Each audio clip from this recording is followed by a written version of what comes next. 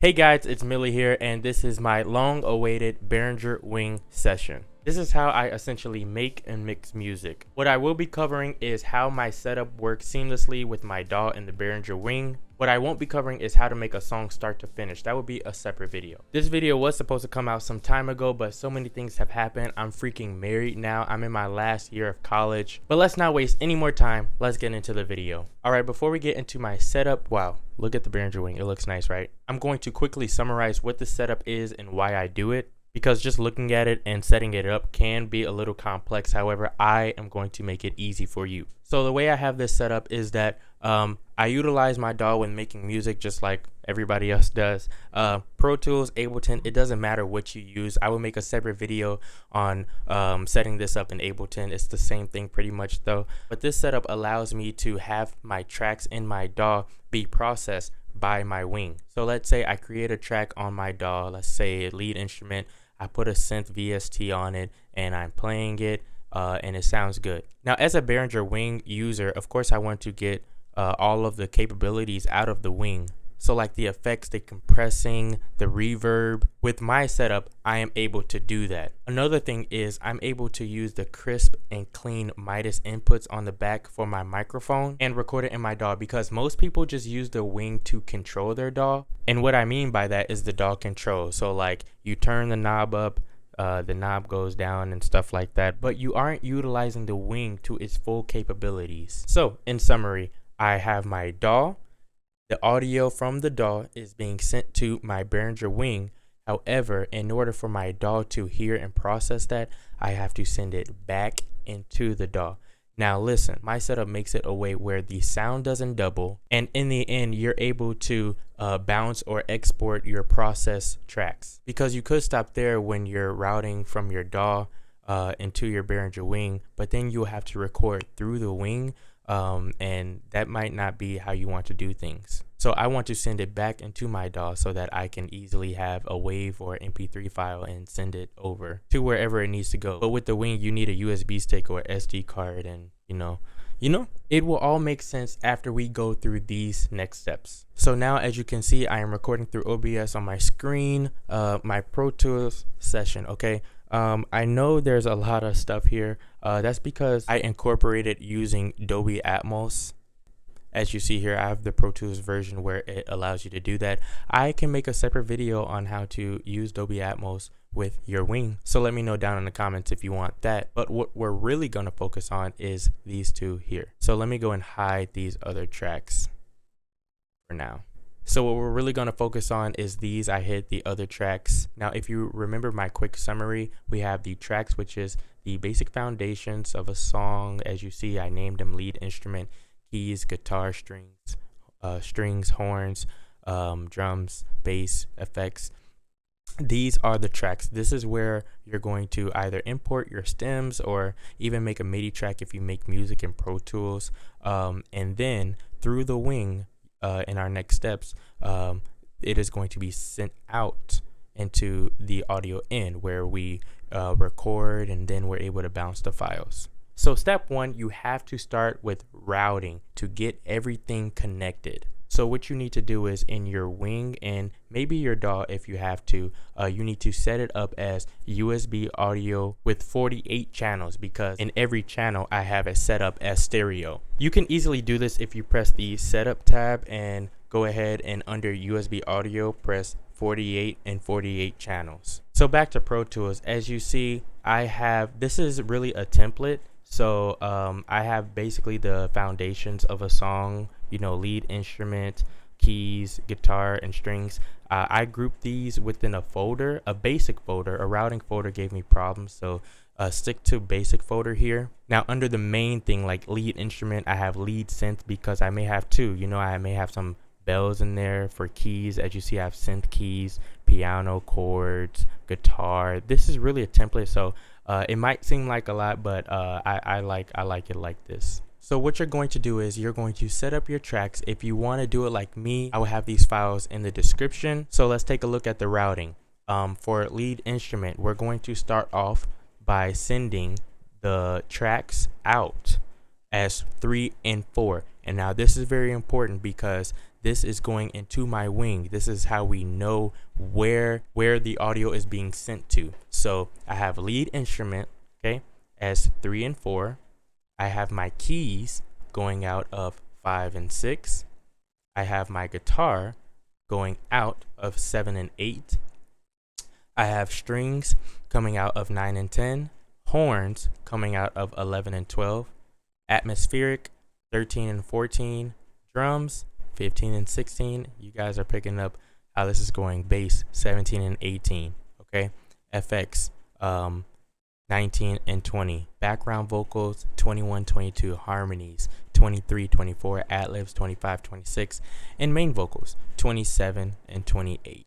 Don't worry about so much as the end right now. We will get into. Okay, and that is step 1. What you just did is you just told your Behringer Wing, this is the audio I'm going to send you, and it's going to be from 3 and 4 all the way through 27 and 28 individually. Okay, now we are on step 2, so we're going to hop onto the Behringer Wing, and we are basically going to organize the tracks that we just sent to the Behringer Wing. Okay, so the way I set it up on the Behringer Wing is I go to channel 13, okay, and from there, as you see, I labeled them corresponding to the tracks here. So 13 all the way to channel 25 is exactly how I set it up there. So lead instrument, keys, guitar, okay. Now this is just to make it simple and organized. Now remember, we just set it up so that audio from our DAW can be sent to the wing.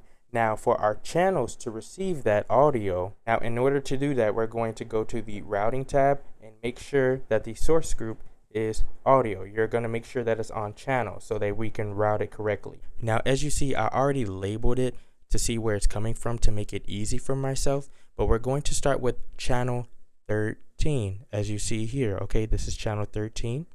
So with channel 13, 3 and 4, remember that's how we started off. 3 and 4 is lead instrument, so we are going to do 3 and 4 for lead instrument. For keys, USB 5 and 6, guitar 7 and 8, strings 9 and 10, and so on and so forth. Horns 11 and 12, atmosphere 13, 14, 15, 16 for drums, bass 17 and 18, and etc. Now in order to do this, now I just cleared it and I want channel 13 to be lead instrument. Now to do that, I'm going to click on channel 13, and then I'm going to click on where it says USB 3 and 4, and there we have it. And now all you have to do is label it like I have. And that is pretty much step 2. We have routed audio from our DAW into our Behringer Wing, and we labeled it and routed it so that we know the source. All right, there we have it. You could stop here. However, whatever tracks that you have in here, and let's say you really wanted to compress like your drums, you wanted to use a compressor on the Behringer Wing, well, that's cool. However, your DAW won't be able to hear that, and you'll just have to find a way to record that through the wing, kind of like the old style days with audio summing. However, let's move to the third step, and that is routing the audio back into our DAW. Now remember, it is crucial to follow these steps correctly so that you don't get doubled audio and everything works out smoothly so that your DAW can hear your processed tracks. So lucky for us, the Behringer Wing is very customizable, and coming into step 3, what you're going to do is pretty much do the same thing as you did with the tracks folder. You're going to create basically the same exact format, and this time, instead of setting the out to the corresponding numbers, you're going to set it as in. So remember, in our foundational tracks, we send it out to 3 and 4, so on and so forth. Now in our audio in folders, we're going to send these tracks into the end of the corresponding numbers. So lead instruments are going in to 3 and 4, keys are going in to 5 and 6, guitars in to 7 and 8, so on and so forth. Drums in are going in 15 and 16. Okay, now I did have the tracks going out to the folder that it has because I am sending that to Dolby Atmos as well as a separate individual out on my wing, so that I'm essentially going to hear my computer audio. But really, none of the tracks under the audio in folder, should be going to any of your main outputs. As you see here, I wrote for myself all tracks routed from the wing for processing and for recording. I can only hear it on 31 and 32 the way I set it up on my wing. And that is step 3. Before we get into step 4, let's just do a quick recap. We set up our foundational tracks in Pro Tools, and we sent it out into 3 and 4 all the way to 27 and 28. And then what we did is on our Behringer wing, we set up the same tracks corresponding, same name. And then on our routing, we set it up so that the channels would receive the USB audio. After that, we set up a separate folder containing pretty much the same format of the tracks, except this is where the Behringer wing is sending the audio to. So all of the audio in tracks are receiving in from its corresponding tracks. The way we have it set up right now, we're not sending any audio just yet. And moving into step 4, we need to go back to the wing. Okay, now we are about to send the audio that we just received from the computer back into the computer. Now, to make sure it doesn't double up on our end, on every track that we just made, you're going to go to the main sends tab, and you're going to unselect, if it isn't already, you're going to unselect all of the mains, because we don't want any of these tracks going into our speakers or our headphones that we're going to be wearing. And I'm going to show you why in just a second. Now, how do we get our DAW to receive our audio? Well, it's quite simple. Behringer wing makes it very easy for ourselves. What we're going to do is create a bus. That is correct. You are going to make buses corresponding to each of the tracks that we just made. So lead instrument bus, keys bus, guitar bus, strings bus, all the way to our main vocal. Now with the buses, you are going to make sure that it is receiving the correct channel. So channel 13, remember channel 13 is lead instrument, so that's going to go into the lead instrument bus, and so on and so forth. The keys bus, it is going to receive channel 14, and that is channel 14. I am typically only repeating myself in case anybody is getting confused during this time. So once you routed the appropriate channel to the corresponding bus, we're going to go back to the routing tab, and instead of channels this time, we're going to go to outputs, okay? And make sure that we choose USB audio. Now we are sending audio out back into our DAW. Now you remember how you set up your ends for all of the audio in tracks? Well, you just made your life easy, because now you are going to send the bus into those corresponding ends. So 3 and 4 for lead instrument, of course. Now as you see on the bottom here, those are the buses, okay? And the bigger numbers are where it is sending it out to, the USB audio, okay? So keys 5 and 6, it is going out into the keys, while the keys are receiving the in part of it, okay? And you guys kind of get the gist. 7 and 8 for guitar, 9 and 10 for strings, 11, 12 for horn, atmosphere, 13, 14, drums, 15, 16, bass, 17, 18, FX, 19, 20, background vocals, 21, 22, 23, 24, 25, 26, 27, and 28.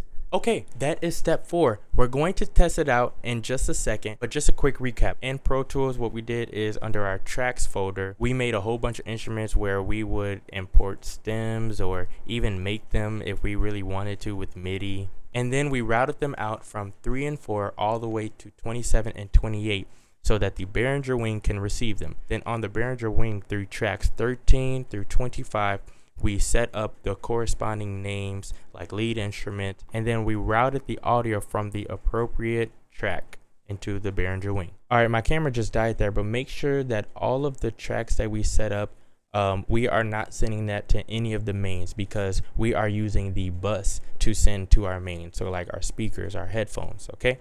And then the next step was that we created pretty much the same tracks under our tracks folder, but we labeled these as audio in tracks, because this is the audio that is going to be received from the DAW, all the processing and whatever else we do. So make sure it goes in to the corresponding numbers that we labeled for all of these. in from 3 and 4 all the way to 27 and 28. Now for the output, you could send it wherever you want, however you set it up. But this is my template and this is how I seamlessly work. So the next thing we did is we created basically the same channels but as a bus, and we had those channels going into these buses where we would, and it just makes it easy for ourselves to put the effects or any type of compression or EQing or gating on here. So quick easy example, the channel lead instrument from channel 13 is being sent into the lead instrument bus, and here is where we can send it to our main sends. But what is most important is that our DAW receives this audio. So into the audio in tracks, we set up the same way. This is why these numbers are so important. We just keep it the same. The starting from lead instrument bus, it is going out into the in on the DAW as 3 and 4, keys 5 and 6, so that everything is organized and aligned. And there you have it. That is how I set up my Behringer Wing session that I use now, but we are going to test it out and see that it works. Now remember, I mainly use Pro Tools to mix. However, you can make music here in Pro Tools. As you see, I have a MIDI here. You can add a VST instrument and go ahead and knock yourself out or record in here. Okay, before I press play, this track is only in the lead instruments folder. I haven't touched anything with the audio in just yet, just to show you that, let's just say I made a little something and then it's in here. So I'm going to play it. You're going to hear it through OBS.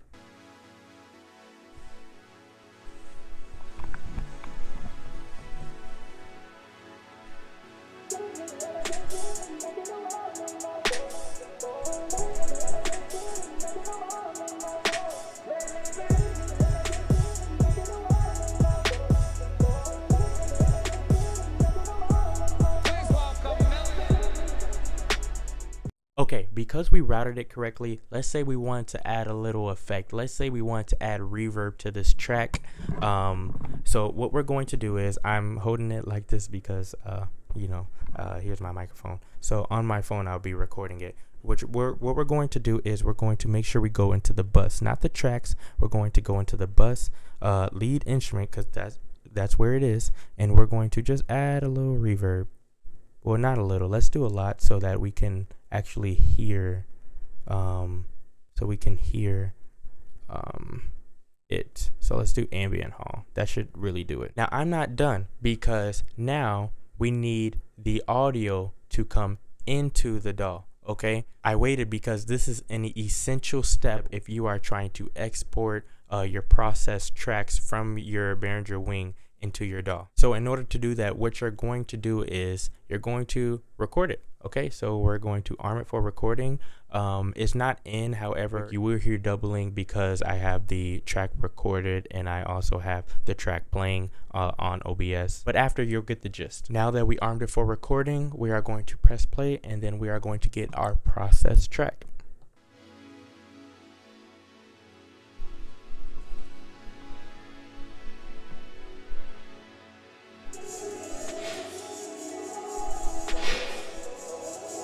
This is with reverb off.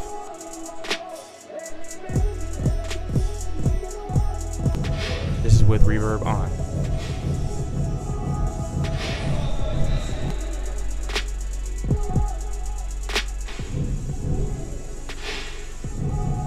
Okay, and there we have it. We have our process tracks. Hey, we kind of did it the old school way. So I'm just going to mute this so that it doesn't double again, and you'll be able to hear our changes.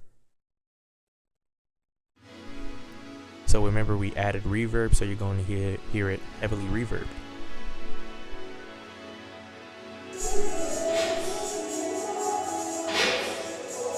And then remember, I turned it off.